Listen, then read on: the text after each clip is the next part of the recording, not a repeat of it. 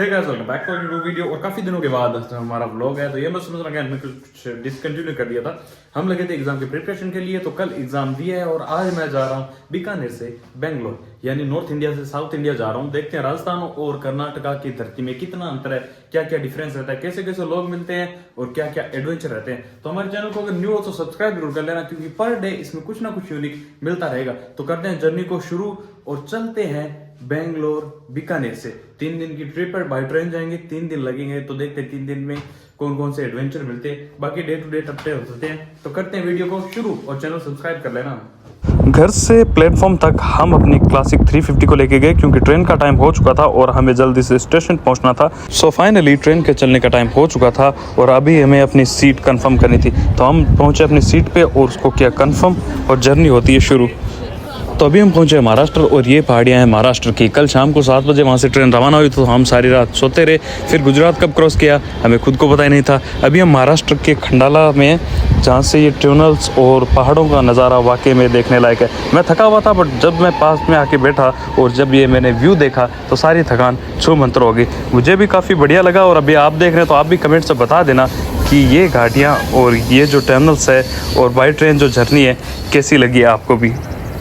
मैं गेट के बिल्कुल पास बैठा था और ये सारे पिलर्स और जो ये झाड़ियाँ हैं वो मेरे पैरों के पास में से होके जा रही थी। एकदम नज़दीक से देखने का कुछ अलग ही मज़ा है। बट ये है जो ट्रेन का ट्रैक है वो नीचे और पहाड़ियाँ सारी ऊपर है। ये पहाड़ों को खोद खोद कर बीच में से बनाए हुए रास्ते हैं सारे के सारे। जब टनल्स के अंदर एंटर होते हैं तो सारा अंधेरा हो जाता है, और जब टनल से बाहर निकलते हैं तो एकदम से लाइट होती है और विजिबिलिटी है वो फुल हो जाती है। बट इनके अंदर से जब ट्रेन निकलती है तो उसका साउंड भी कुछ इस हिसाब से होता है, जो आप सुन ही रहे होंगे।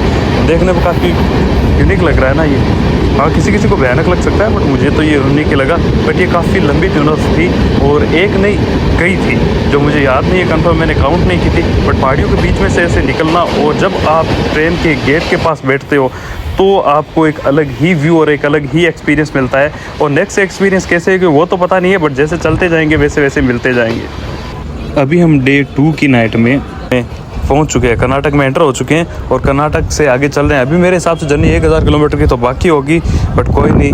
अभी आगे जैसे ही चलते हैं तो बहुत से अलग अलग चीज़ें मिली। जैसे ये खेत है, इन खेतों में खेती कर रही हैं लोग मक्के की, जो मक्के होते हैं भुट्टे बोलते हैं जिनको, उनकी खेती कर रखी है। और आगे आगे गजब के एक्सपीरियंस मिल रहे थे और मॉर्निंग की वाइब्स भी कुछ ज़बरदस्त ही थी। आप कमेंट्स में बताना कि इस वीडियो में आपको कौन कौन सी चीज़ें ज़्यादा बढ़िया लगी और कौन कौन सी चीज़ें बढ़िया नहीं लगी, और कितना डिफरेंस लगता है हमारे और साउथ इंडिया के कल्चर, क्लाइमेट, लोगों में और व्यू में। और जैसे जैसे आगे चलते हैं तो यहाँ स्पेशली भाई नारियल की ही खेती करते हैं।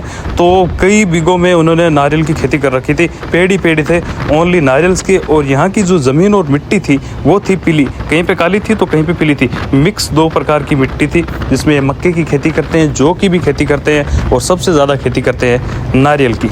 45 आवर्स की ट्रेन की जर्नी करने के बाद मेरी हालत कुछ ऐसी थी सुबह मॉर्निंग में। ये डे 3 है आज का, तो आज हम पहुंच जाएंगे वैसे, बट सुबह सुबह में हालत बहुत ख़राब हो रखी है, क्योंकि मैं बहुत ज़्यादा थक चुका हूं ट्रेन में। फिर हमें लगती है थोड़ी सी भूख, तो हम ले लेते हैं कुछ फ्राइड राइस। फाइनली हम बेंगलोर पहुँच चुके हैं। इस ट्रेन की बोगी को बोलते हैं बाय और चलते हैं अपने डेस्टिनेशन की ओर, क्योंकि हमारी कैब बाहर अपना वेट कर रही है। तो चलते हैं, बाय। ये है बेंगलोर रेलवे स्टेशन। मैंने जो अपनी कैब बुक की थी उस ड्राइवर को ना तो इंग्लिश आती है और ना हिंदी आती है। वो यहाँ का लोकल, उसको कन्नड़ा ही आती है और मुझे कन्नड़ा नहीं आती। दोनों लैंग्वेज वो समझता नहीं है। तो मैंने उसका आधे घंटे तक वेट किया और अभी मैं सोच रहा हूँ कि उसकी राइड कैंसिल कर दूँ। और अभी मैंने एक रैपिडो से बाइक बुक की है, वो आ रहा है। उसको भी मैंने 20 से 25 मिनट समझाया, तब वो आ रहा है। तब तक आइसक्रीम खा लेते हैं। अभी भी है रैपिडो से बाइक बुक की है। इन भैया को हिंदी आती नहीं है और इंग्लिश में समझते नहीं है, बोलते हैं खाली कन्नड़। तो इनको ढूंढते ढूंढते मुझे 20 से 25 मिनट लग गए। सो कैसा लगा हमारा व्लॉग कमेंट्स में ज़रूर बताएं, और हमारे चैनल को न्यू हो तो सब्सक्राइब जरूर कर लेना। मिलते हैं नेक्स्ट वीडियो में, तब तक के लिए सेफ रहे, मस्त रहे, जय हिंद। एंड अब हम अप टू डेट यहाँ की अपडेट्स देते रहेंगे कि कितना डिफरेंस हमारे और इनके बीच में है और यहाँ की दुनिया कैसी है। तो आप चैनल को सब्सक्राइब कर लेना नई अपडेट्स के लिए। Thank you.